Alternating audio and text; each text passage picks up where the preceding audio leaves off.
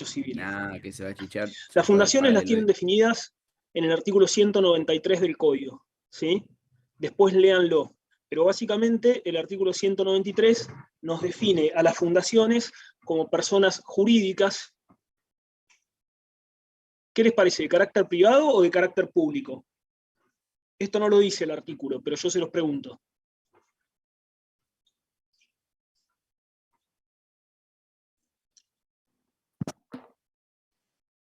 ¿Privado puede ser? De carácter privado, sí, exacto, de carácter privado, porque seguimos en la misma tónica. Están formadas por particulares, ¿sí? No por el Estado. Entonces, las fundaciones, de acuerdo al 193, son personas jurídicas, les agrego yo, de carácter privado, aunque el artículo no lo dice, que se constituyen con una finalidad de bien común. ¿Y Matoca qué onda? No habla, boludo. Es decir, sin propósito de lucro. Está, pero no está.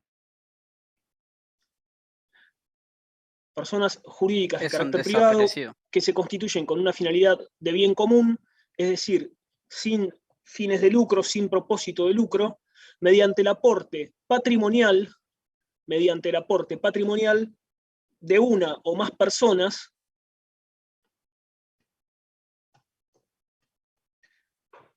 destinado a hacer posible sus fines. Esa es la definición. Persona jurídica de carácter privado que se constituye con una finalidad de bien común, es decir, sin propósito de lucro, mediante el aporte patrimonial, o sea, mediante el aporte económico de una o más personas. ¿Y a qué está destinado ese aporte económico? ¿A qué está dirigido? A hacer posible los fines de la fundación, es decir, a cumplir el objeto de esa persona jurídica. Ustedes me van a decir, en esta definición hay muchas similitudes ¿con qué? Con las asociaciones civiles. ¿Dónde está la diferencia, Rodrigo? Bueno, más allá de algunas cosas que vamos a ver en el curso de la clase respecto a los órganos que existen, que difieren, no lo copien, yo después se los explico. Obviamente los órganos que intervienen en las fundaciones son distintos de los que vimos respecto de las asociaciones civiles, y también difiere la responsabilidad. Pero principalmente, fíjense que yo les dije el aporte patrimonial de una o más personas, destinado a hacer posibles los fines de la fundación. ¿Quién es la persona o las personas que hacen el aporte para constituir la fundación? ¿Quiénes son? ¿Cómo se llaman? ¿O cómo se llama esa persona? ¿Asociados puede ser? Justamente no. Boludo, ¿Quién tiene asociados? ¿Qué persona jurídica tiene asociados? Los socios. No. Las personas jurídicas son las... La asociación civil. Exacto. Asociados o miembros tienen las asociaciones civiles. ¿Se acuerdan que cuando vimos asociaciones civiles dijimos que en el estatuto, entre otras cosas, tenía que figurar el aporte con el que se hacía, con el que se creaba la asociación? Es decir, el patrimonio. ¿Quién aportaba eso? Los asociados, los miembros que la integran, ¿sí? En la fundación, ¿quién es el sujeto o quiénes son los sujetos que hacen el aporte patrimonial? Y esta es la clave que nos permite diferenciar la fundación de una asociación civil. ¿Quién es? ¿Qué hay en la fundación? Las personas jurídicas. ¿Qué personas jurídicas? ¿Solo las personas jurídicas pueden constituir una fundación?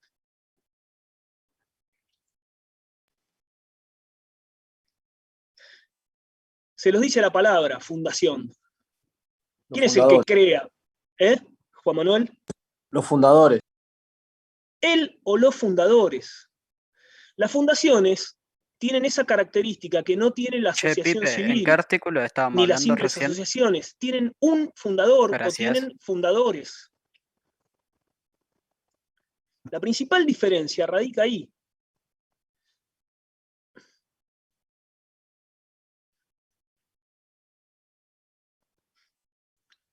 En la asociación, ¿existen fundadores? No, ¿qué hay? Asociados, miembros. Asociados. Y los asociados son integrantes, son miembros, forman parte de la persona jurídica. La fundación Caballeros, no ¿cómo se les va? constituye con asociados. A la fundación la constituye él o los fundadores. Me alegro. Y la otra característica es que la fundación no tiene miembros. La asociación civil o las simples asociaciones tienen miembros, que son justamente los asociados. La fundación no tiene miembros. ¿Qué es lo que hace el fundador o los fundadores? Se los dije en la definición. ¿Qué es lo que hacen? ¿Qué realizan? Aporte patrimonial. Un aporte patrimonial destinado a que se pueda cumplir el objeto de la fundación. Pero el fundador no forma parte de la fundación, no integra a la persona jurídica. Y no solo eso, la fundación no tiene miembros, ni siquiera tiene asociados. Para que lo entiendan claro, cuando hablamos de asociaciones, acuérdense, por ejemplo, de un club de fútbol, ¿sí? Un grupo de personas que se reúnen con una finalidad no lucrativa, como puede ser el fomento de una práctica deportiva, pero integran la asociación, forman parte, son miembros. Cuando piensen en fundación, piensen, por ejemplo, en la Fundación Favaloro. ¿Quién fue el fundador? Y Favaloro. René Favaloro, un médico, ¿sí? Pero la fundación, más allá del aporte patrimonial que hizo el fundador, no tenía miembros, no tiene miembros. Ahora vamos a ver cómo se dirige, ahora vamos a ver cómo funciona, cómo se administra, pero no tiene miembros. ¿Tienen todos clara la principal diferencia que hay entre una asociación y una fundación? ¿Sí? La fundación nace mediante ese acto fundacional, el aporte patrimonial de uno o varios fundadores, pero no tiene miembros, ni siquiera el fundador es miembro. En cambio, en la asociación tenemos la reunión de asociados, que a su vez van a integrar, van a formar parte de esa persona jurídica, asociación civil, o simple asociación según tenga o no autorización del Estado. ¿Se entiende este concepto o no? ¿Seguro? Bueno, ¿cuáles son los requisitos para que una fundación pueda funcionar como tal? Son básicamente dos. El primero es similar al que vimos respecto de las asociaciones. ¿Cómo nacían las asociaciones civiles? ¿Quién se acuerda? ¿Cómo se constituían?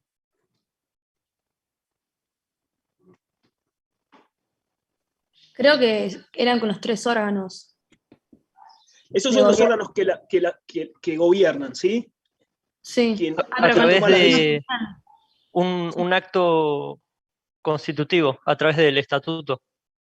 A través de un acto constitutivo, que es el estatuto, y que, como dijo Felipe, en el caso de las asociaciones solamente puede darse por instrumento público. Bueno, en la fundación es similar. El primer requisito para que una fundación pueda funcionar como tal tiene que ver con que se constituya por instrumento público y además de constituirse por instrumento público debe obtenerse ¿qué cosa?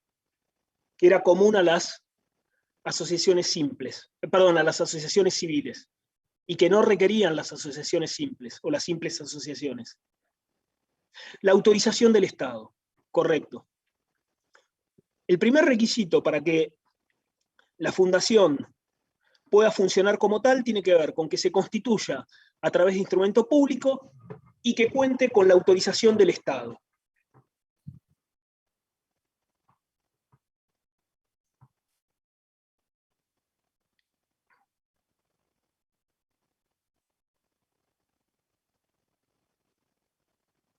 Existe una excepción a este principio de constitución por instrumento público y autorización estatal.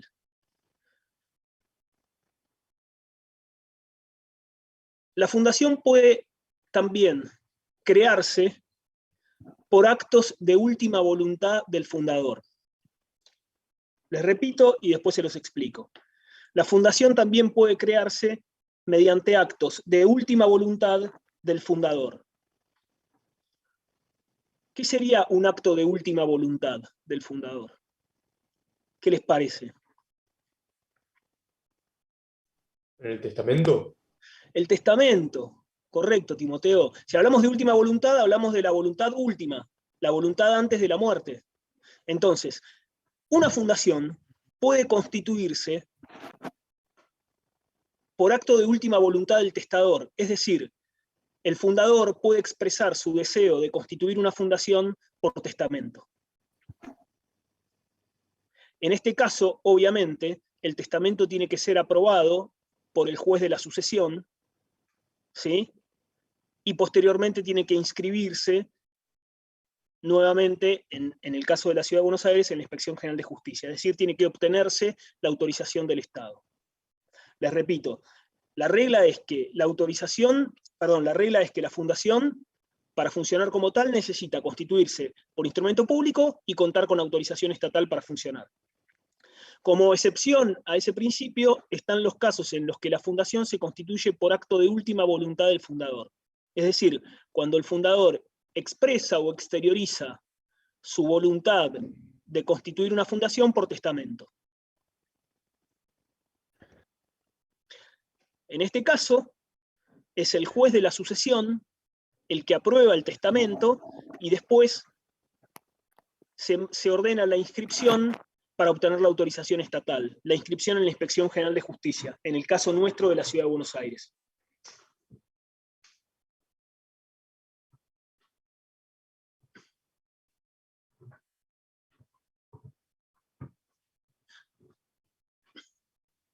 Uy, pero no apagaste la cámara.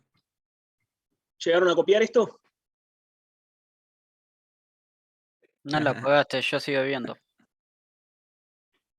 Hay otro requisito que es esencial, sí, ya. además El de chiste es hasta la que te das cuenta constitución que por la apagaste, instrumento boludo. público y la autorización del Estado, o a través de actos de última voluntad del fundador. ¿Qué les dije yo en la definición? ¿Mediante qué se constituía la fundación?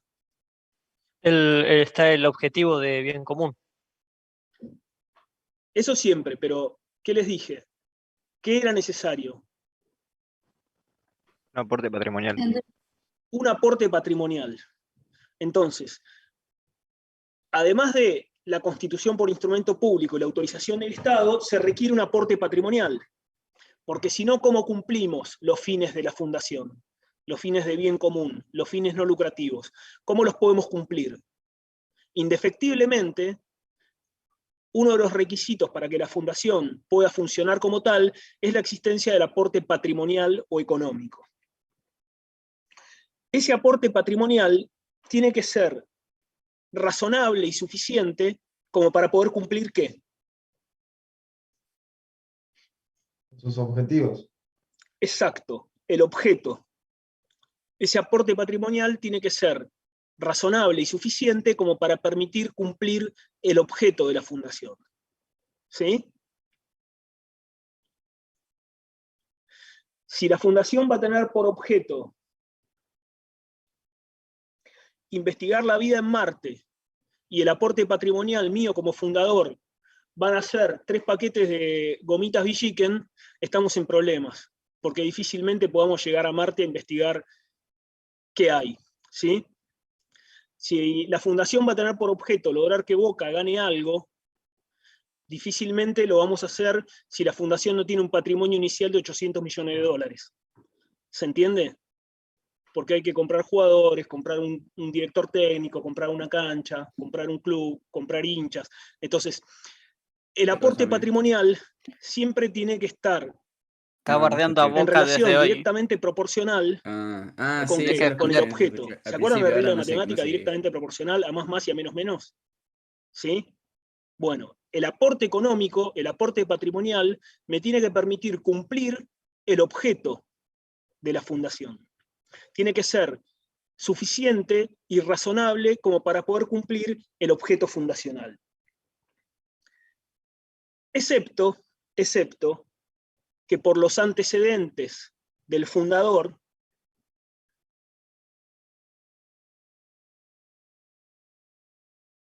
exista potencial suficiente como para cumplir los fines. Ahora les pongo un ejemplo. Pero este requisito de que el aporte patrimonial sea lo suficientemente razonable como para cumplir los fines, tiene una excepción, que es cuando los antecedentes del fundador permiten inferir o son potencialmente suficientes para cumplir la finalidad.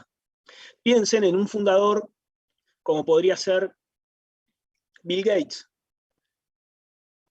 Bill o en Gates. su momento Amalia Lacroze de Fortabat.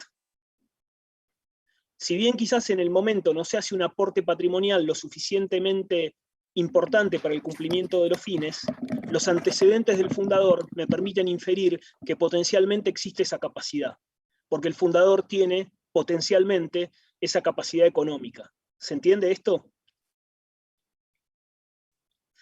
Pasándolo en limpio, entonces, los requisitos para que pueda operar en principio una fundación son estos dos. Por un lado, constitución por instrumento público y autorización estatal, con la excepción de los casos de constitución de fundaciones por acto de última voluntad del fundador, y por otro lado, un aporte patrimonial lo suficientemente importante o que sea adecuadamente razonable al cumplimiento de los fines o del objeto de la fundación. ¿Vamos hasta acá? ¿Tienen alguna duda o se entiende esto? ¿Alguna pregunta? A mí la excepción no me quedó muy clara. La excepción no te quedó claro. ¿Cuál de las dos? ¿La del aporte patrimonial o la de la constitución por disposición de última voluntad? La que pueda inferir en su finalidad. Ok. Cuando vos analizás, suponete que vos intervenís por parte del Estado, de la autoridad estatal, ¿sí? En el caso de la Ciudad de Buenos Aires, la Inspección General de Justicia. Una de las cuestiones que vas a analizar es si el aporte patrimonial que el fundador dice que hace o que va a hacer, alcanza ¿para qué? Para cumplir el objeto de la fundación, para cumplir la finalidad, ¿sí? En principio lo que vas a evaluar es que el aporte sea lo suficientemente razonable como para poder cumplir la finalidad de la fundación, ¿sí? Porque si no, no vas a autorizar una fundación que no tiene medios económicos para cumplir su fin, ¿ok? Ahora, puede ocurrir que si bien el aporte patrimonial no es en principio lo suficientemente importante para cumplir con la finalidad, el fundador tiene potencialmente la posibilidad de hacerlo, tiene potencialmente la posibilidad de cumplir sus fines. ¿Por qué? Por las características propias del fundador. Entonces, por Miren eso yo al te puse como Milton. ejemplo Miren al Milton fundadores que Casco, por tienen una favor. capacidad económica suficiente como para poder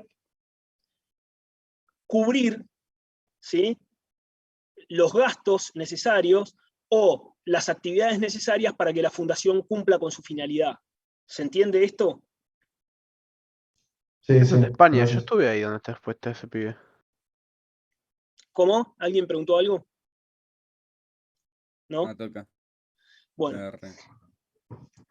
vamos Pipe, un cuidado poco que al acto recién te constitutivo. desmuteaste. ¿Sí? Ya hablamos algo recién del acto Sí, constitutivo son medio y petes, también se nota que la hablamos del acto tecnología no es la constitutivo tuya. cuando la clase pasada vimos asociaciones civiles.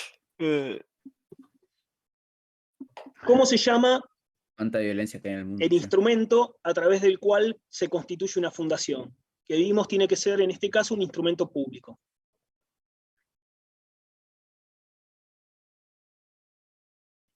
Estatuto.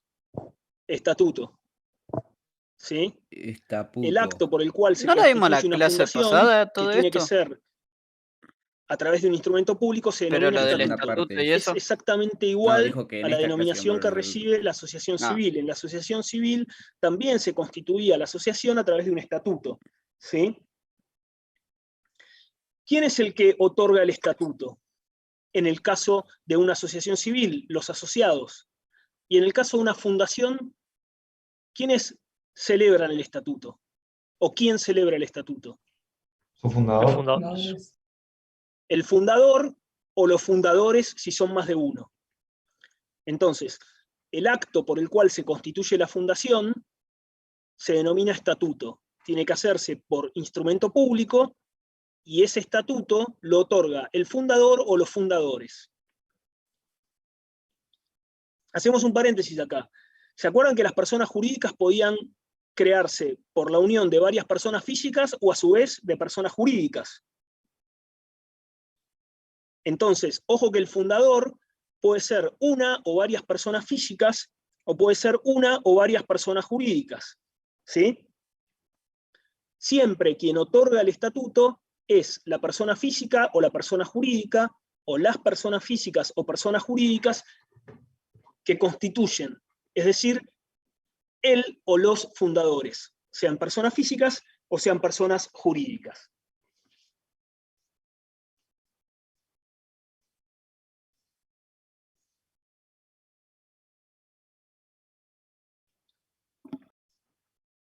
El estatuto lo puede otorgar el fundador por sí mismo o a través de un apoderado. Es decir, el fundador le puede dar poder a otra persona para que sea la otra persona la que otorgue el estatuto. ¿Sí?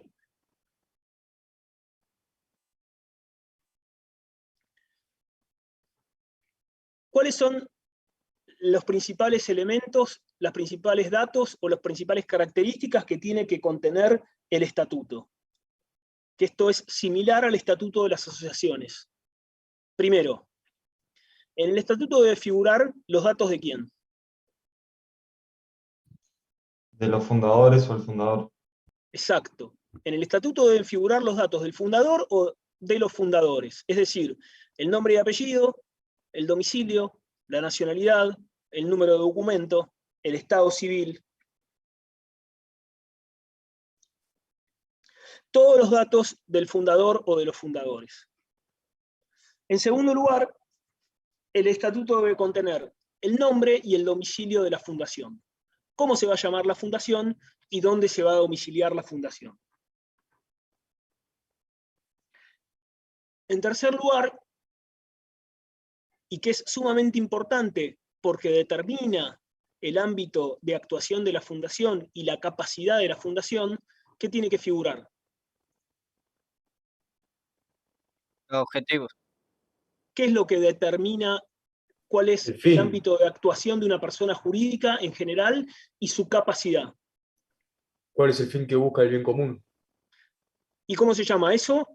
¿Objeto? Sí. Objeto. Debe figurar en el estatuto el objeto de la fundación. En términos claros y precisos. ¿Qué significa? ¿Cuál es la finalidad que va a tener la fundación? Combatir una determinada enfermedad, investigar una determinada especie animal, desarrollar una determinada actividad. Si bien va a ser siempre una finalidad no lucrativa, una finalidad de bien común, el objeto debe estar determinado en forma clara y precisa. Y esto es importantísimo porque del objeto depende la capacidad, como yo les dije la otra vez. Es exactamente igual que en las asociaciones. ¿Por qué objeto y capacidad están vinculados? Porque la persona jurídica, en este caso fundación, va a poder actuar y va a poder realizar todos aquellos actos que sean necesarios para alcanzar ¿qué cosa? Su objeto. Su objeto. Entonces, el objeto es determinante de la capacidad. Y por eso el objeto tiene que estar determinado en términos claros y precisos. No puede prestarse a equivocaciones.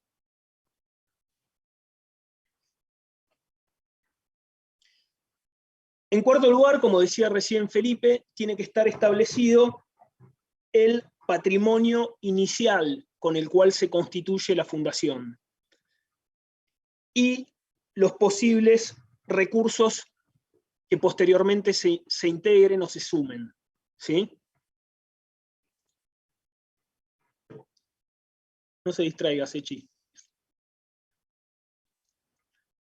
Les repito, tiene que estar determinado el aporte patrimonial inicial, es decir, el aporte económico con el que se constituye la fundación y los posibles recursos futuros que puedan obtenerse de allí en adelante.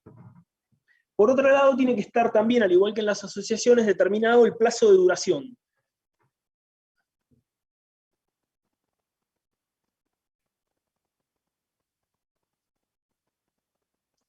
Tiene que estar establecida la organización de lo que se llama el Consejo de Administración, que ahora lo vamos a ver, es el órgano principal de funcionamiento de la fundación. Pero tiene que estar establecida también la organización de este Consejo de Administración.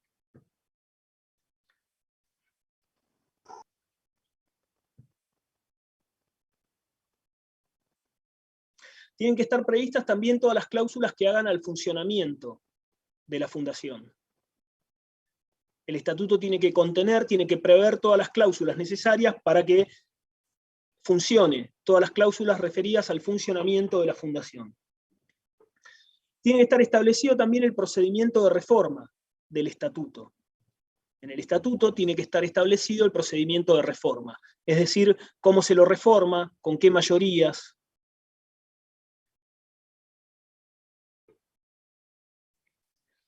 Tiene que estar prevista la fecha de cierre del ejercicio anual. ¿Sí? Las fundaciones tienen cierres anuales de ejercicios o tienen ejercicios anuales. Y tiene que estar prevista en el estatuto cuál es la fecha de cierre de cada ejercicio anual.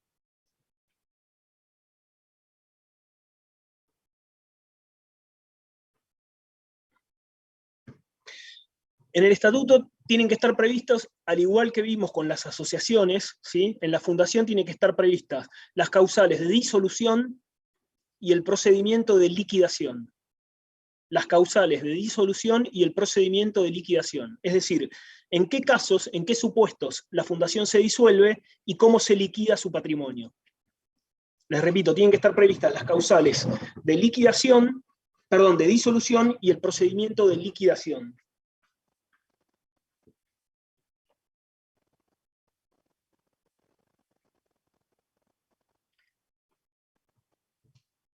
Y dos cuestiones más. En el estatuto tiene que estar previsto algo que se llama plan trienal. Plan trienal. Trienal viene de 3 años, ¿sí? Plan trienal de acción. El plan trienal de acción es básicamente aquello que durante los primeros 3 años se va a hacer en la fundación. En el estatuto tiene que estar previsto el plan trienal de acción. Es decir, ¿qué se espera durante los siguientes 3 años? Eso se llama plan trienal de acción. Y esto sí es privativo y característico de las fundaciones. No lo van a ver en el estatuto de las asociaciones. ¿Sí? Se exige solamente respecto de las fundaciones. Y por último, si yo les dije que uno de los órganos principales es el Consejo de Administración, y les dije que tiene que estar establecido en el estatuto cómo va a funcionar ese Consejo de Administración, ¿qué tiene que estar previsto en el estatuto? Que es cuando nace la fundación. ¿Quiénes van a ser los integrantes de ese primer Consejo de Administración?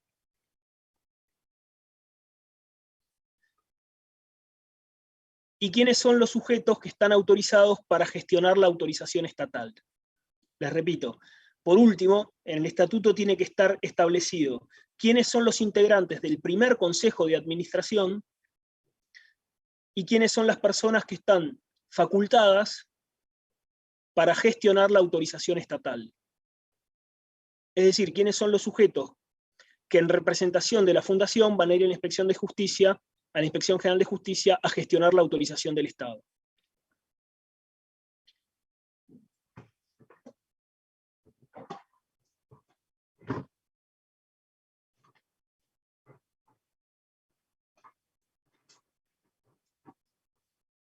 ¿Llegaron a copiar esto último? Bueno, esto que vimos es principalmente... Una pregunta. Sí. Lo que no me quedó claro es lo de las cláusulas atinentes al funcionamiento de la entidad. O sea, ¿qué sería eso? Por ejemplo, si además del Consejo de Administración, ahora lo vamos a ver más adelante, va a existir o no un comité ejecutivo, que es un órgano facultativo, que puede estar o no, en el cual el Consejo de Administración, que sí es un órgano obligatorio, puede delegar facultades, ¿sí? Va a estar, por ejemplo, también previsto cada cuánto se reúne el Consejo de Administración, cómo se toman las decisiones, con qué mayorías, ¿sí? Todas las cláusulas que tengan que ver con el funcionamiento de la fundación, ¿sí? ¿Se entiende?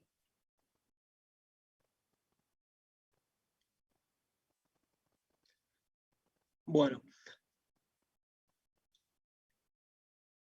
Estos son los puntos básicos que no pueden estar ausentes en el estatuto.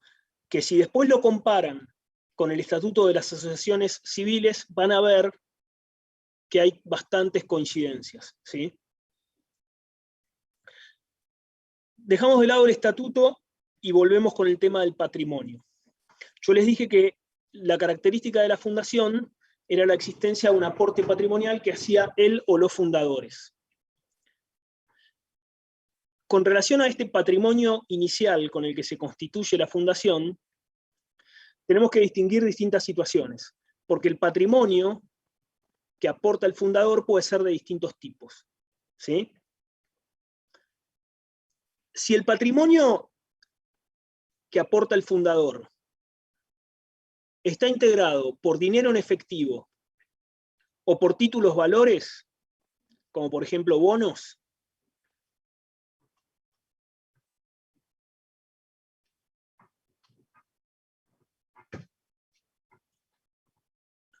durante el trámite que demora obtener la autorización estatal,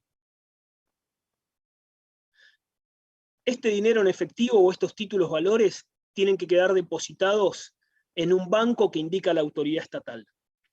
Les repito, si el aporte patrimonial que hace el fundador consiste en dinero en efectivo o en títulos valores, este aporte, este dinero en efectivo o estos títulos valores, mientras se gestiona y se obtiene la autorización estatal, debe ser depositado en un banco que indique la autoridad estatal.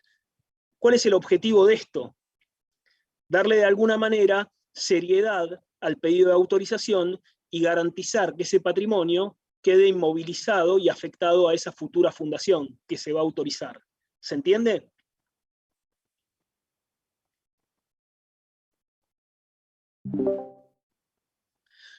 ¿Cómo se asegura la autoridad estatal que ese dinero en efectivo o que esos bonos realmente queden afectados a la constitución de esa fundación y que no se utilicen para otro destino? Bueno, exigiendo que mientras demora el trámite de autorización estatal, ese patrimonio esté depositado en un banco.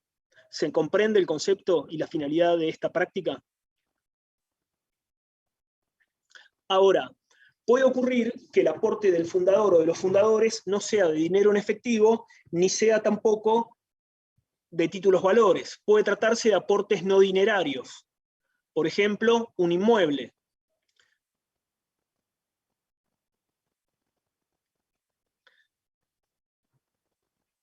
Si el aporte patrimonial consiste justamente en bienes no dinerarios,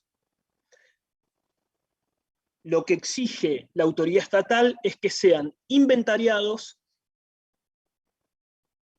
y que se acompañen las valuaciones. ¿Qué significa inventariado? ¿Qué significa inventariar un bien?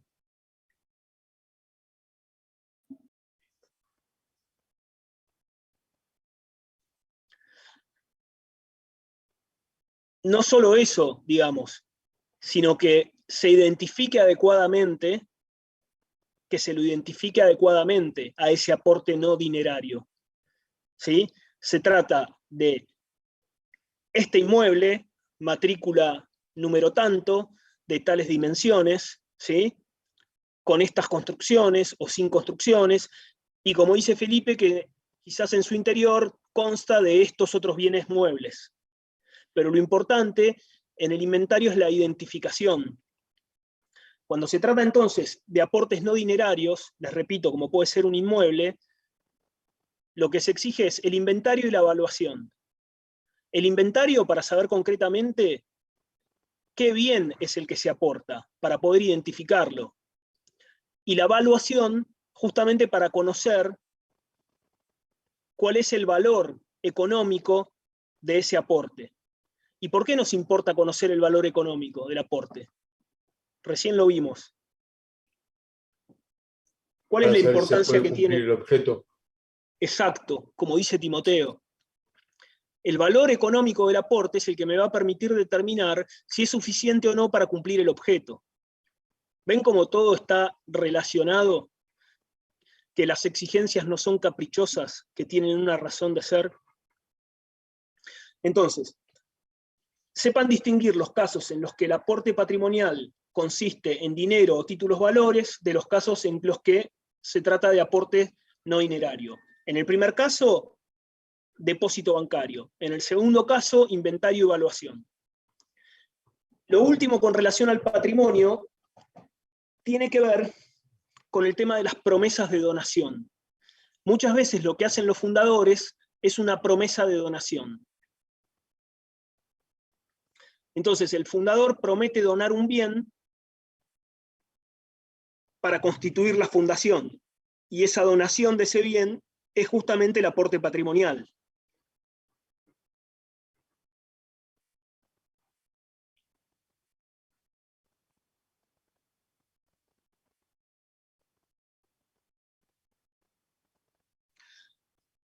Acá hay dos cuestiones. Ya van a ver cuando el día de mañana vean contratos y vean donación concretamente, y cuando vean también sucesiones, que la donación se puede revocar. No copien, presten atención y entiéndanlo. ¿Qué significa que la donación se puede revocar? Que el donante puede dejar sin efecto la donación. ¿Sí?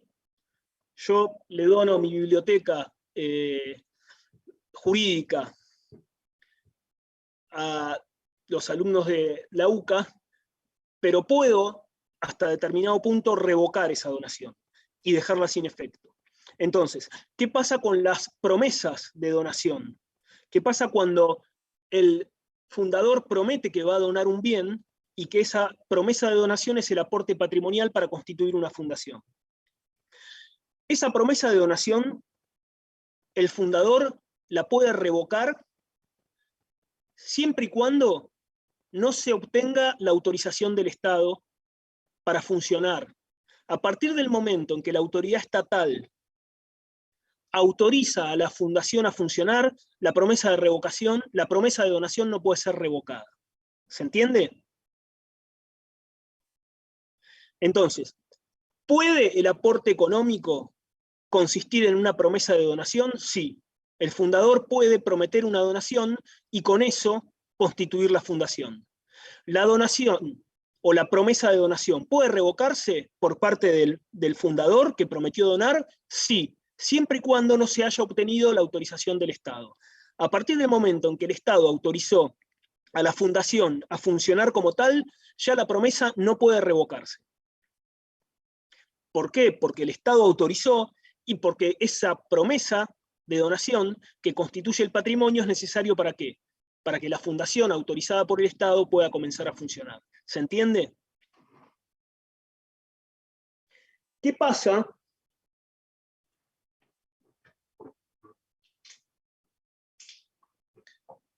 si el fundador otorga el estatuto, ¿sí? Firma el estatuto con una promesa de donación y fallece? Los herederos del fundador ¿pueden revocar la promesa de donación que hizo el fundador? Los hijos, supónganse. ¿Sí? Les repito, el fundador otorga el estatuto. ¿Sí? Y el aporte patrimonial que hace en el estatuto para constituir esa fundación no es ni dinero, ni títulos valor, ni un inmueble. Es una promesa de donación. ¿Pueden los hijos del fundador que falleció revocar la promesa de donación? Sí. Pero ya no es antes de que se obtenga la autorización. Ahora es antes que se haya iniciado el trámite ante la autoridad estatal. El tiempo es mucho más acotado. ¿Los herederos del fundador pueden revocar la promesa de donación? Sí. Siempre y cuando no se haya iniciado el trámite. Ya no importa si hay autorización o no. Si el trámite se inició, aunque todavía no haya salido la autorización estatal, ya la promesa de donación los hijos no la pueden revocar. Es decir, cuando estamos ante una promesa de donación, como aporte patrimonial para constituir una fundación, la promesa puede ser revocada por el fundador siempre y cuando no se obtuviese la autorización del Estado. Puede ser revocada por los herederos del fundador siempre y cuando no se haya iniciado el trámite. Es decir, el fundador tiene más tiempo para revocar la promesa. Por más que se haya iniciado el trámite, el fundador la puede revocar, siempre y cuando no haya salido la autorización. En cambio, los herederos del fundador no la pueden revocar, aun cuando no haya autorización del Estado, si ya se inició el trámite. ¿Se entiende esto? ¿Seguro? Pero, profesor, ¿no sería Sí. un acto de última voluntad? ¿Qué cosa? Lo del fundador con promesa de donación. No, no es una cláusula testamentaria, ¿eh? Mm. Es una Lo vamos a promesa ver. de donación. Sería así el estatuto. Mirá, vos podés decir, yo, fulano de tal, deseo constituir la fundación X que tenga por objeto tal actividad de fin de bien común, no lucrativo, ¿sí? Para tal fin voy a aportar $1.000.000, ¿sí? Aporte dinerario. La Inspección General de Justicia me va a pedir que lo deposite, mientras se sustancia el trámite de autorización. Si yo voy a aportar bonos o títulos valor, me van a pedir que los deposite.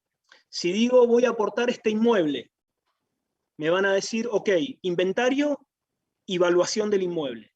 Ahora digo, a los fines de constituir esta fundación, prometo donar, ¿sí? ¿Me seguís? Prometo donar $1.000.000, ¿sí? O prometo donar un inmueble. Ok. Si yo después me arrepiento de la donación y quiero revocar esa promesa de donar, Un hijo ¿sí? de puta. Puedo hacerlo siempre y cuando no haya autorización del Estado. Si ya se inició el trámite y se obtuvo la autorización estatal, ya no puedo dar marcha atrás con la promesa de donación. Si yo fallezco, por más que haya hecho el acto constitutivo, yo celebré el estatuto, ¿sí? Pero con posterioridad al estatuto me muero, y había prometido donar para crear la fundación, ¿sí? Que generé por estatuto, ¿mis herederos pueden revocar esa promesa? Sí, siempre y cuando no se haya iniciado el trámite. Si el trámite se inició, aun cuando no haya autorización del Estado, no se puede revocar la promesa. En cualquiera de los dos casos, ¿sí? En cualquiera de los dos casos, los administradores designados en el Consejo de Administración van a ser los que van a poder exigir al fundador o a sus herederos que cumpla ¿qué?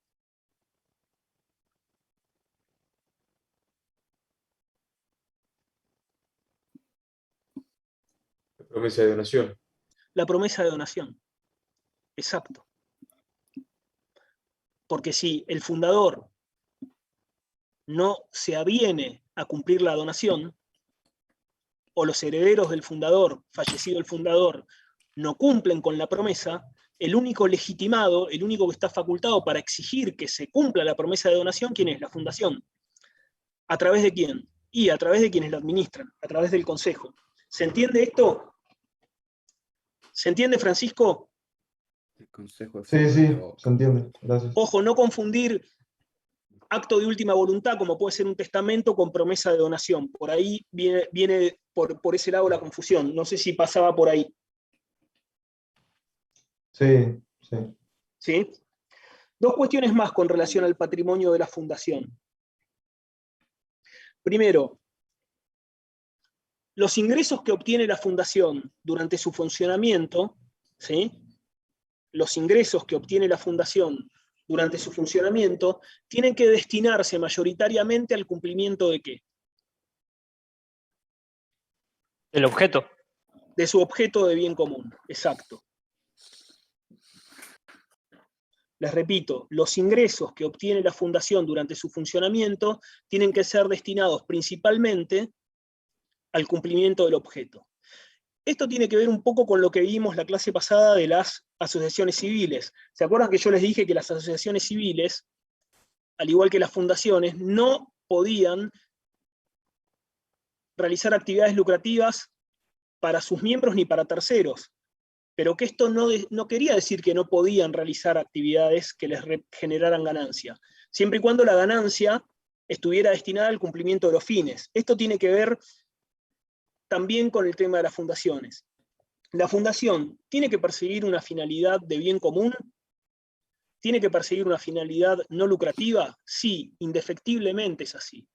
Ahora, ¿una fundación puede realizar actividades lucrativas? Sí, pero esos ingresos que percibe tienen que estar destinados a la finalidad de bien común, al cumplimiento del objeto. Fíjense, por ejemplo, la Fundación Favaloro. En la Fundación Favaloro no se cobraba por las intervenciones quirúrgicas ¿saben lo que es la Fundación Favaloro y cómo funcionaba? Más o menos.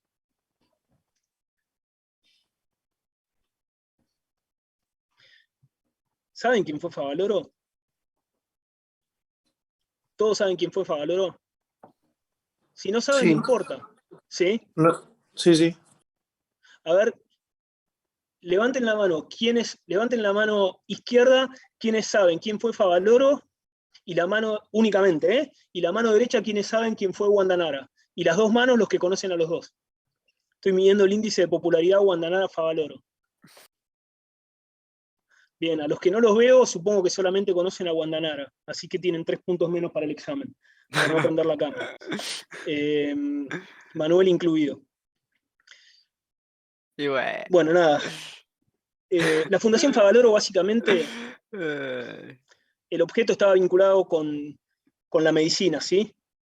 Y con el desarrollo de una técnica que fue la del bypass coronario que desarrolló Favaloro, ¿sí? En la Fundación Favaloro había determinados pacientes a los que se les cobraba por las intervenciones quirúrgicas. ¿Quiénes eran? Aquellos que podían pagar. Y las intervenciones eran gratuitas para aquellos que no tenían fondos para pagar. Entonces, cuando la fundación Sí, realizaba se una endeudó y intervención después se me quirúrgica mató, por la boludo. cual se cobraba, estaba percibiendo un Pobre ingreso. chabón. Estaba, si se quiere, realizando una actividad lucrativa. El tema es que eso no se traducía en una ganancia, ¿sí? Sino que estaba destinado a los cumplimientos del propio objeto de la fundación. Se reinvertía en el pago de salarios a los médicos, en el pago de salarios a los enfermeros, en el pago de los impuestos del inmueble donde funcionaba la fundación, ¿se entiende? En la compra de insumos, en la compra de material, ¿sí? Con la fundación pasa algo similar a lo de la asociación. Indefectiblemente tienen que tener una finalidad en común. Ahora, ¿pueden realizar una actividad lucrativa? Sí, pero ese ingreso tiene que estar mayoritariamente destinado al cumplimiento del objeto, ¿sí? Al cumplimiento de la finalidad de bien común. La última cuestión que les decía con relación al tema de patrimonio. En el caso de disolverse la fundación, ¿sí? Es decir, dejar de existir o extinguirse, en el caso de disolverse la fundación, los bienes remanentes, es decir, el patrimonio que queda, tienen que ser destinados a una entidad pública o a una persona jurídica privada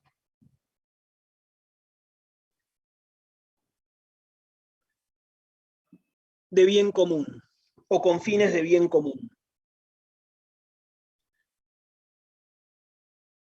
Y esto obviamente lo aprueba la autoridad estatal. Entonces, ¿qué pasa con ese patrimonio con el que se constituye una fundación en caso de disolución? El patrimonio remanente o bien se destina a una entidad pública o bien a una persona jurídica privada con fines de bien común previa aprobación de la autoridad pertinente. En nuestro caso, previa autorización de la Inspección General de Justicia. ¿Qué pasa con ese patrimonio? ¿Alguien me lo repite?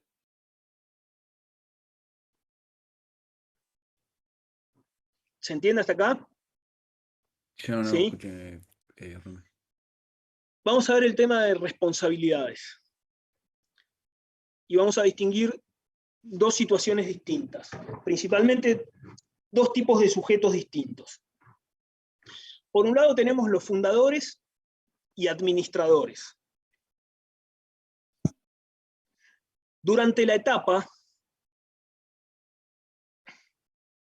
de gestación de la fundación, ¿cuál es la responsabilidad de los fundadores y de los administradores durante la etapa de gestación? Primero, ¿cuál sería la etapa de gestación de la fundación? ¿La etapa previa a qué? La autorización estatal. Exacto. La etapa de gestación es la etapa previa a obtener la autorización estatal.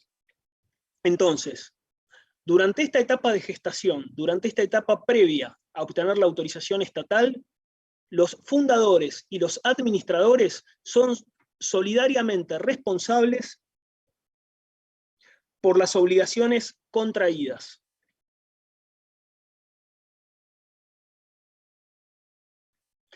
¿Qué significa esto?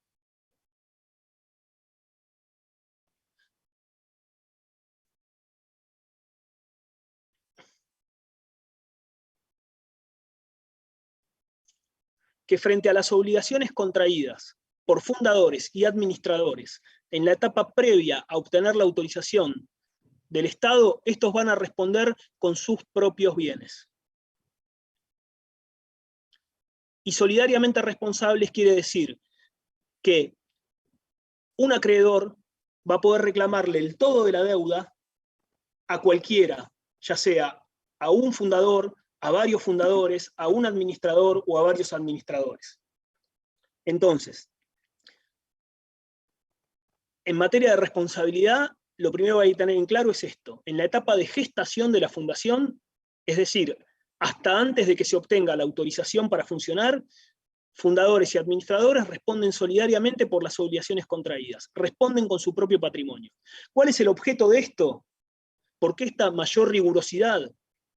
Para evitar que mientras la fundación no esté constituida, fundadores y administradores no actúen alegremente contrayendo obligaciones por una persona que todavía no existe, porque no cuenta con autorización estatal, y de esa manera pretendan deslindar su responsabilidad. ¿Se entiende? Por eso está mayormente agravada la responsabilidad.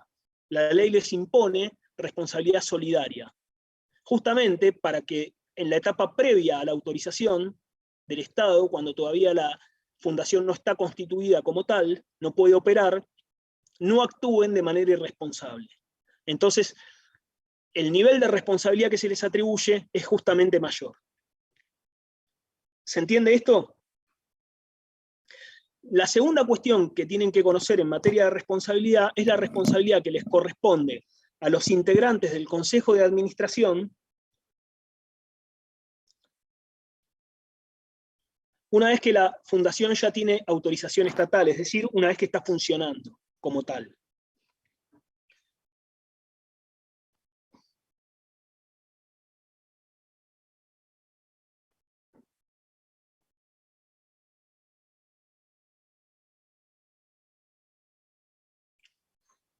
En el caso de los miembros del Consejo de Administración, estos son responsables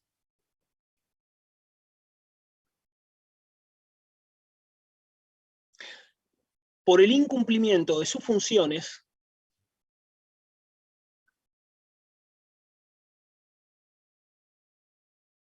o por la violación de las normas del estatuto. Les repito, una vez obtenida la autorización estatal, ¿sí? Una vez que la fundación comienza a operar como tal, los miembros del Consejo de Administración son responsables por el incumplimiento de sus funciones y por la violación de las normas estatutarias o violación de las normas del estatuto. ¿Quién los puede responsabilizar? ¿Quién los puede demandar por esta responsabilidad derivada del incumplimiento de sus funciones o de la violación de las normas del estatuto? La propia fundación o el órgano de control estatal, en nuestro caso la Inspección General de Justicia. Entonces, obtenida la autorización para funcionar, los miembros del Consejo de Administración, aquellos que administran la fundación, responden por el incumplimiento de su función y por la violación de las normas estatutarias. ¿Quiénes son los que los pueden demandar por esta responsabilidad? La fundación misma, a través de sus representantes, o en su defecto, la autoridad de control estatal. En nuestro caso sería la Inspección General de Justicia. ¿Vamos hasta acá?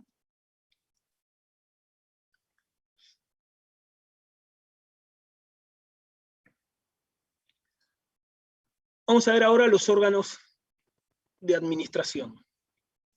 ¿Se acuerdan que en materia de asociaciones, es para refrescar esto, no copien, ¿eh? En materia de asociaciones vimos que había 3 órganos, no sé si se acuerdan. Estaba la asamblea, estaba la comisión directiva y estaba el órgano de control, ¿sí? Más allá de la fiscalización que también hacía el Estado. Esos eran los 3 órganos. La asamblea deliberaba o tomaba decisiones, la comisión ejecutiva justamente se encargaba de la administración y del funcionamiento diario de la asociación, ¿sí? Ejecutaba en muchos casos las disposiciones de la asamblea, y el órgano de control fiscalizaba. Había un órgano interno y a su vez estaba el control del Estado. En las fundaciones es más sencillo el tema. Hay menos órganos. El órgano principal es el que les nombré antes, ¿sí? Es el que les dije que tiene que estar previsto en el estatuto, que se llama Consejo de Administración. Ese es el órgano principal. El Consejo de Administración se encarga básicamente del gobierno y de la administración, como el nombre lo dice, de la fundación. Esa es la función principal. El gobierno y la administración de la fundación.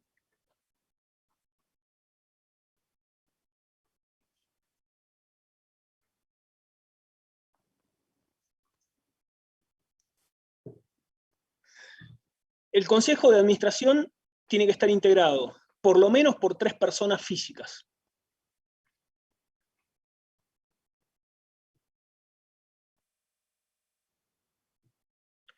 Y estas 3 personas tienen todas las facultades necesarias para el cumplimiento del objeto de la fundación. Les repito, el Consejo de Administración tiene que estar integrado por lo menos por 3 personas físicas.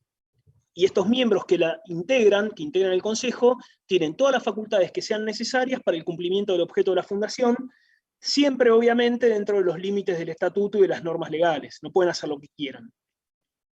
¿Sí? El obrar de los miembros del Consejo de la Administración, si bien tiene que ser acorde para cumplir el objeto de la fundación, tiene que ser también coherente con las normas del estatuto y con las disposiciones legales. No pueden violar la ley ni violar las normas del estatuto en pos de cumplir con el objeto de la fundación.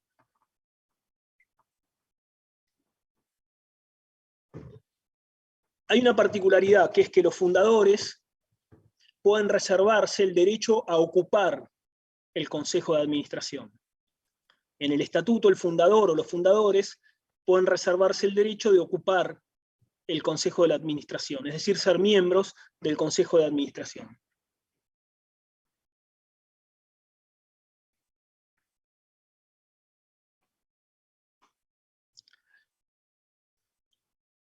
Los miembros del Consejo de Administración pueden ser permanentes o temporarios. ¿Qué significa esto? Que pueden tener una función de tiempo indeterminado, hasta que renuncien o fallezcan o sean separados del cargo, o temporarios. Su función puede tener un tiempo expresamente previsto en el estatuto, luego del cual caduca su función.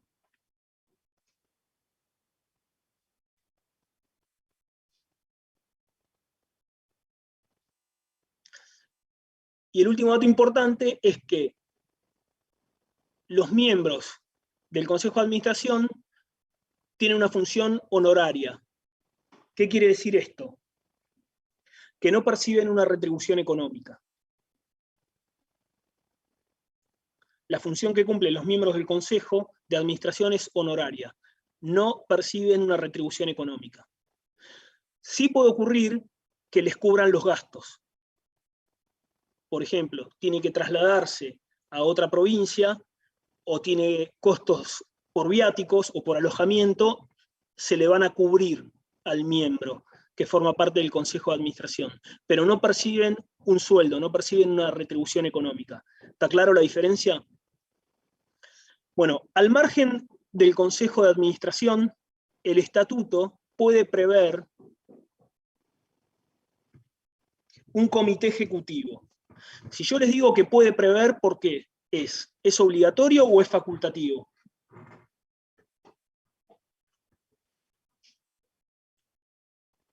Facultativo. Es facultativo. Es decir, que el comité ejecutivo puede existir como no existir. No es obligatorio. Dependerá de cada estatuto. El comité ejecutivo puede estar formado por los mismos miembros del consejo o por terceros, ajenos al consejo.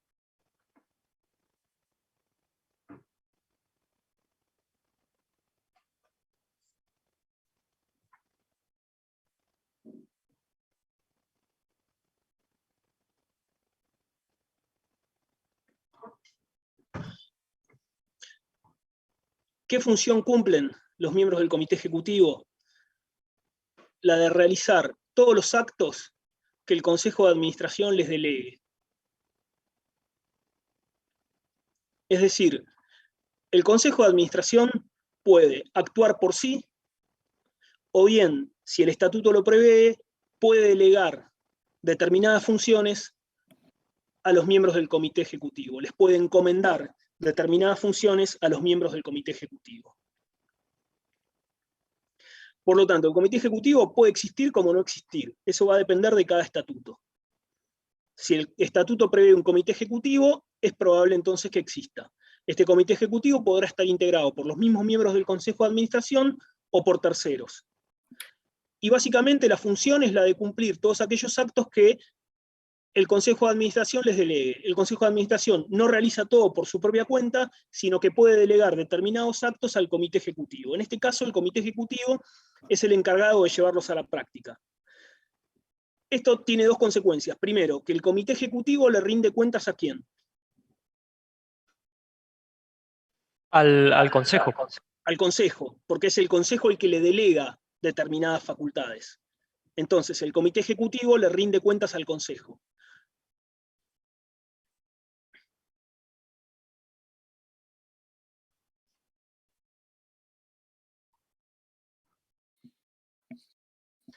Y, a diferencia de los miembros del Consejo de Administración, los miembros del Comité Ejecutivo sí pueden, si el estatuto lo prevé, percibir una retribución. Es decir, sí pueden ser remunerados.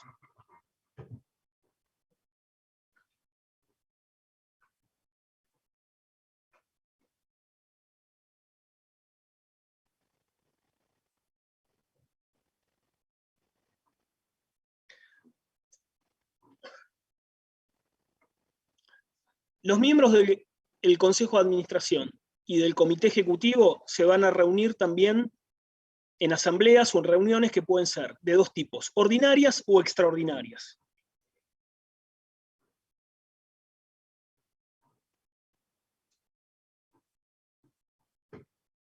En estas reuniones ordinarias o extraordinarias, básicamente se toman las decisiones de la fundación.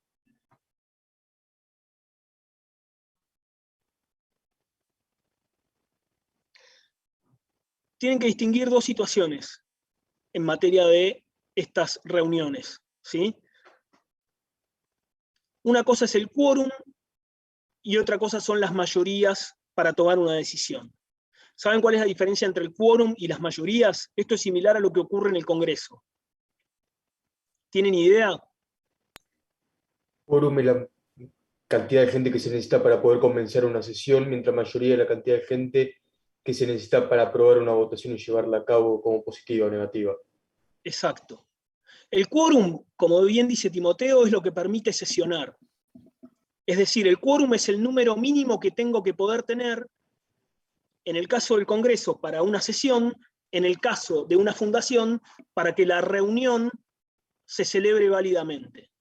Similar a lo que ocurre en propiedad horizontal. ¿Vieron cuando se reúnen los miembros del edificio, los consorcistas, en la reunión de consorcio? Y tiene que haber un número mínimo para que la asamblea esté bien constituida y otro número distinto para aprobar una decisión. Bueno, esa es la diferencia entre, por un lado, el quórum y por otro lado, las mayorías para aprobar una decisión.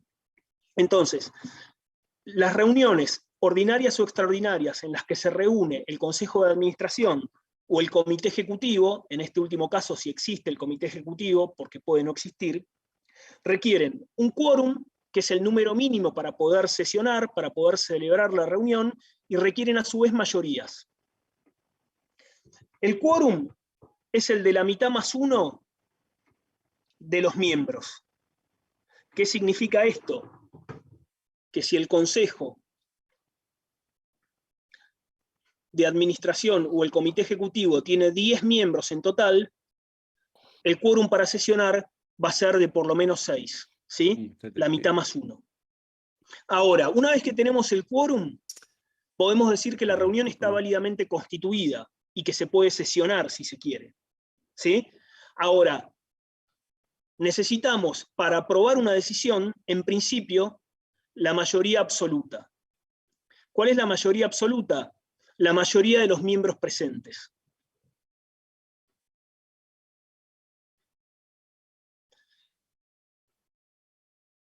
¿Qué significa esto? Que en el ejemplo que yo les puse antes, si tengo un consejo de administración o un comité ejecutivo integrado por 10 miembros, voy a necesitar un quórum para reunirme válidamente de por lo menos 6, ¿sí? Y después, para adoptar una decisión, voy a necesitar sobre el total de presentes, que son 6, la mayoría absoluta, es decir, la mayoría de presentes, por lo menos 4. ¿Se entiende? Hay una excepción a esto, que es la de las mayorías que se requiere para modificar el estatuto. Fíjense después, léanlo, es el artículo 216. Porque ahí hay mayorías especiales para modificar el estatuto. Sobre todo si lo que se quiere... Sí, ¿Qué artículo? 216. Ya te lo confirmo, pero me parece que es el 216. Amigo, va a ser re larga esta Sí, materia para estudiar. 216.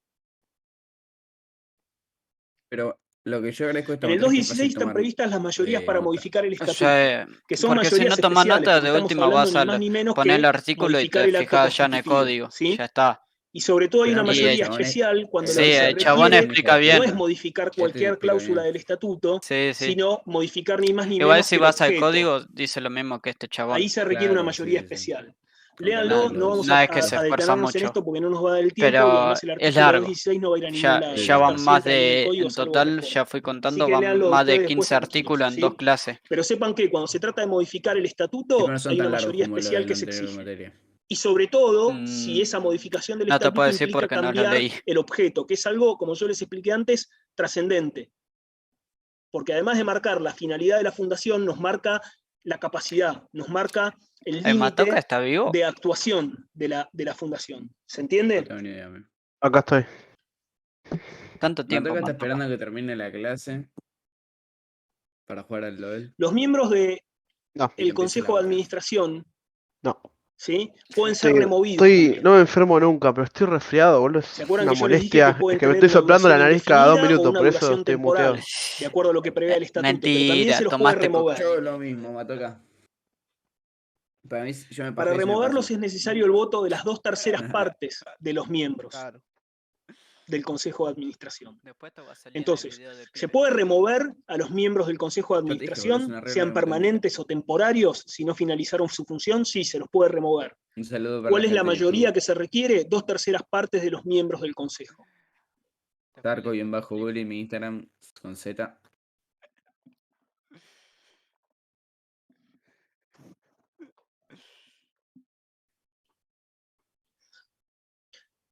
¿Qué pasa en los supuestos de acefalía?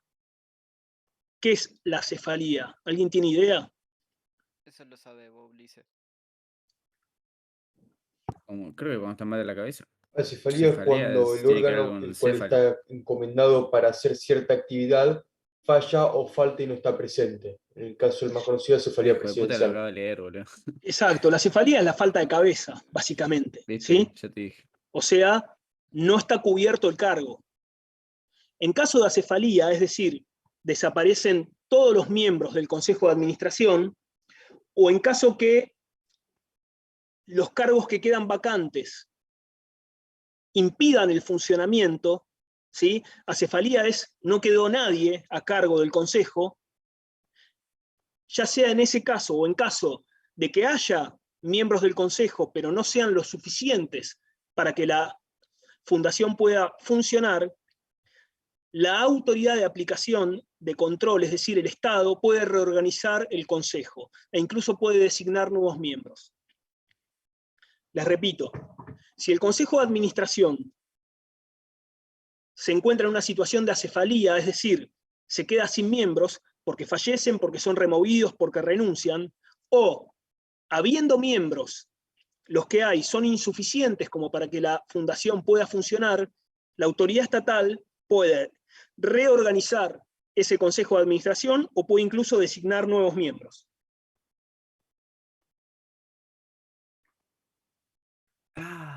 Ahora sí.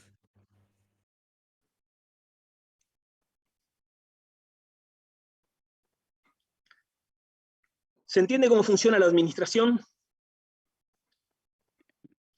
Este es el órgano principal, ¿sí?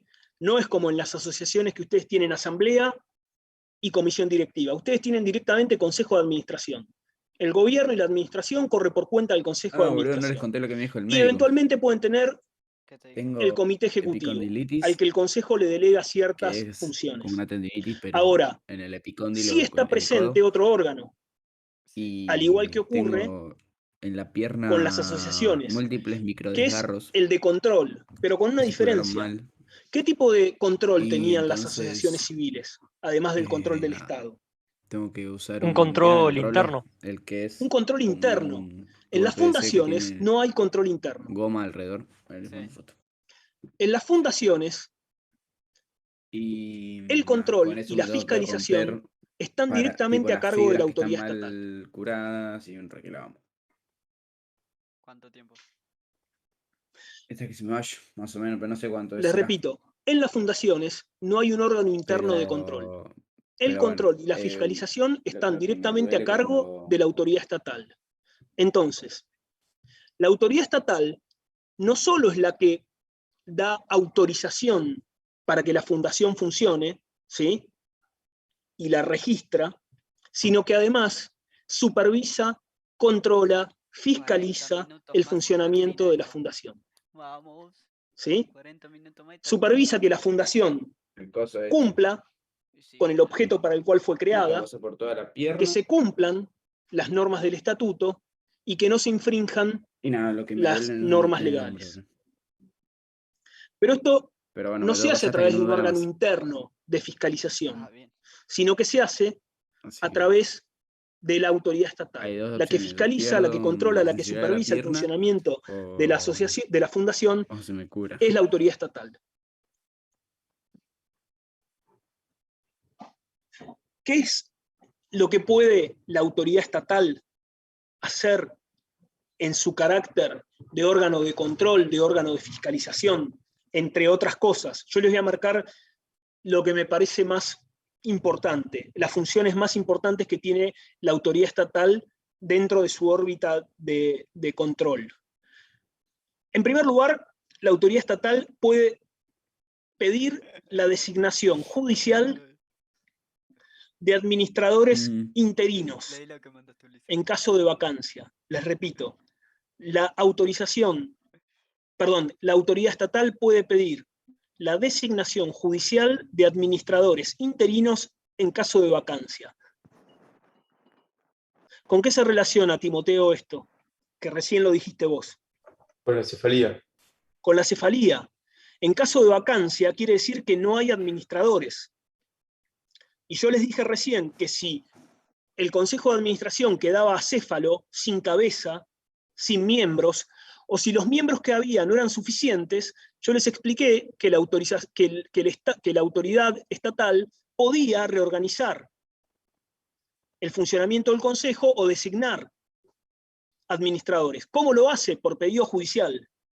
Entonces, una de las principales funciones que tiene la autoridad estatal de control es la de pedir judicialmente la designación de administradores interinos en caso de vacancia. Esto es cuando el órgano de administración se queda sin miembros que lo integren o los que están no son suficientes.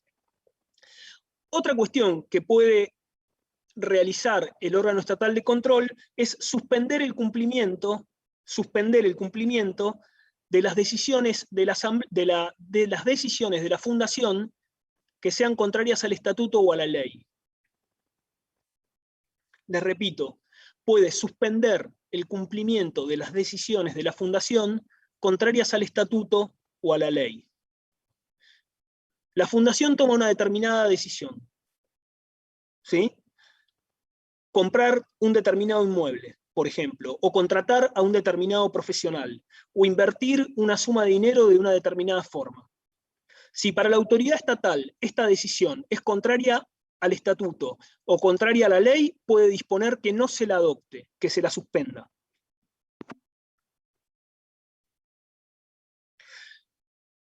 Otra de las medidas que puede tomar la autoridad estatal es la de solicitar la suspensión o la remoción judicial de los administradores.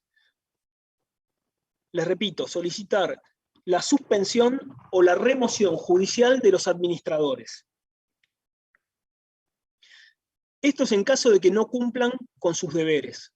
Fíjense que acá no tenemos un consejo de administración vacante, o que los miembros que tienen no permiten cumplir la finalidad, sino que tenemos un consejo de administración que está funcionando, pero de manera irregular, porque funciona violando el estatuto o violando la ley. Entonces, en este caso, la autoridad estatal puede solicitar judicialmente que se suspenda o se remueva aquel administrador o administradores que han infringido el estatuto o que han violado la ley. La autoridad estatal también puede convocar la reunión del Consejo de Administración. Si lo considera necesario, porque hay irregularidades o porque alguno de los administradores lo pide, la autoridad puede convocar una reunión del Consejo de Administración.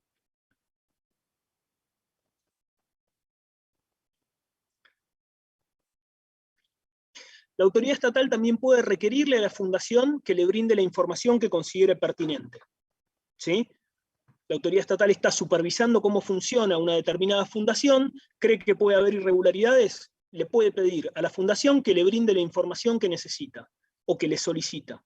¿Se entiende esto?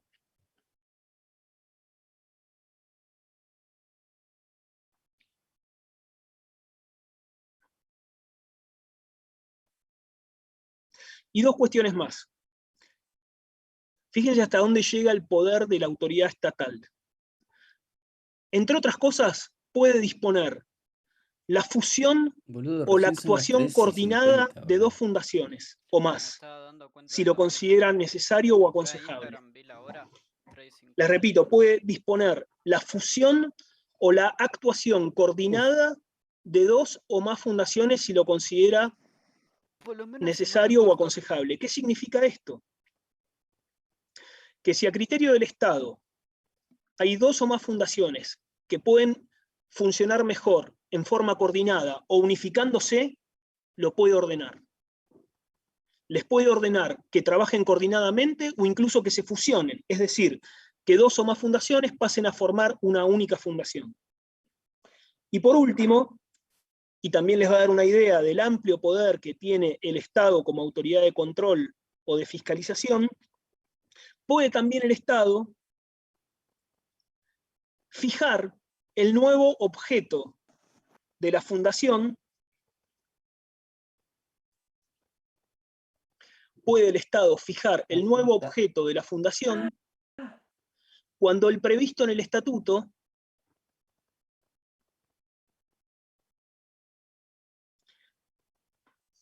desapareció o se tornó de cumplimiento imposible. Les repito, puede el Estado fijar el nuevo objeto de la fundación cuando aquel que estaba previsto en el estatuto deviene de cumplimiento imposible o desapareció. Acuérdense el ejemplo que yo les puse la vez pasada en materia de asociaciones.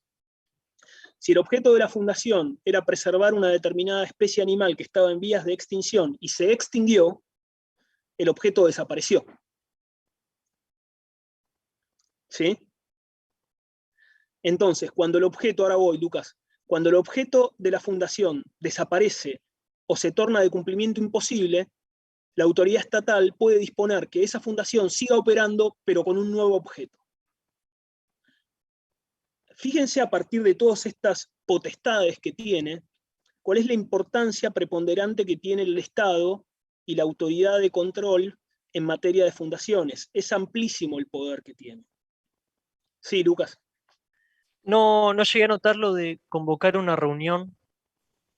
Sí, entre todas las facultades que tiene la autoridad estatal, viste que el Consejo de Administración se reúne en reuniones o en sesiones ordinarias o extraordinarias. Bueno, si no se reúne, la convocatoria la puede hacer el Estado, la autoridad estatal, en nuestro caso la Inspección General de Justicia. Y esta convocatoria la puede hacer, ya sea porque lo considera pertinente o porque algún miembro del Consejo, frente a la inacción de los demás, le pide a la Inspección General de Justicia que convoque una reunión. ¿Se entiende ahí? Lo último, y con esto cerramos la clase. Todas estas decisiones que toma la autoridad de control, todas estas decisiones que toma la autoridad estatal, que en el ámbito de la ciudad de Buenos Aires es la Inspección General de Justicia, pueden ser susceptibles de recurso ante la justicia.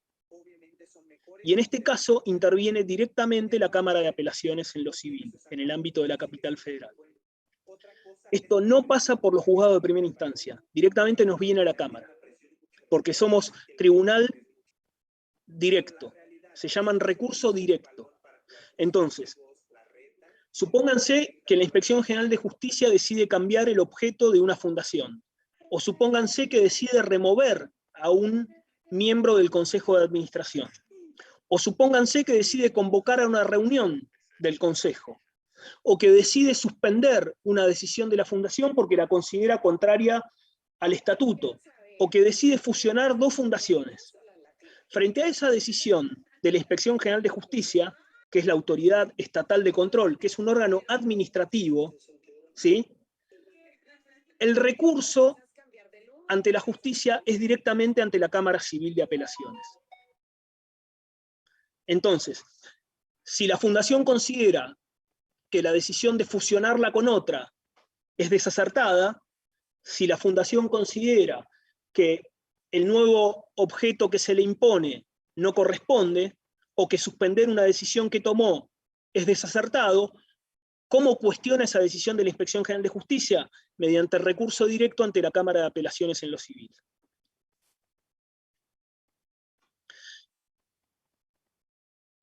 Por favor, siempre tengan en cuenta que por más que hay un consejo de administración en la fundación, o incluso un comité ejecutivo en los casos en los que lo prevé el estatuto, son personas que administran y que gobiernan, pero no son ¿qué?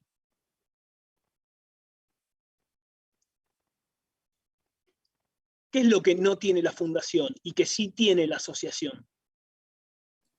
Miembros. Miembros. Ojo con eso. En la fundación, ¿hay un consejo de administración? Sí. ¿Puede haber un comité ejecutivo? Sí, puede haberlo. Pero ojo, que son sujetos que administran y gobiernan, pero que no son miembros.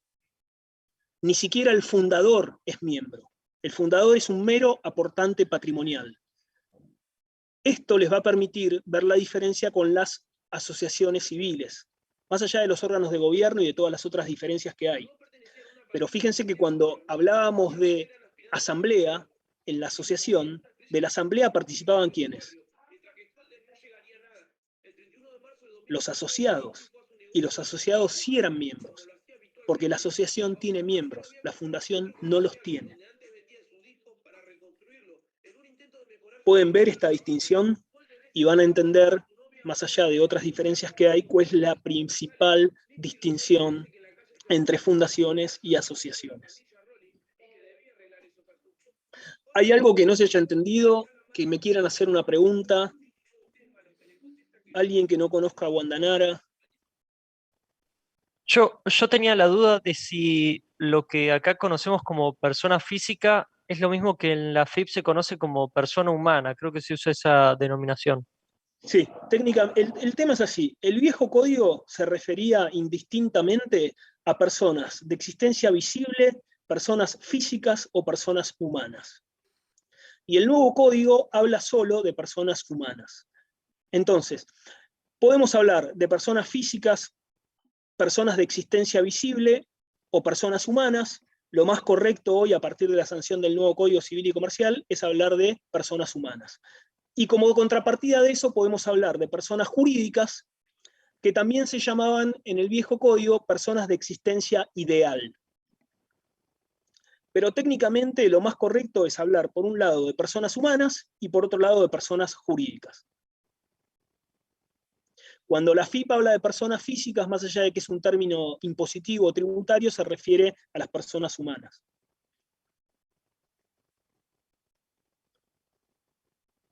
¿Alguna duda? ¿No? Bueno, no puedo sentirme más contento. O mienten bien o entienden. Próximamente lo veremos. Bueno, los dejo en paz. Nos vemos el jueves, que vamos a ver objeto, que es más aburrido todavía. Así que están a tiempo de tocar el botón que dice quit y dedicarse a cualquier otra cosa. ¿Sí? Piénsenlo. Yo les avisé. No los quiero dentro de 20 años en los pasillos de la facultad diciendo me equivoqué de carrera.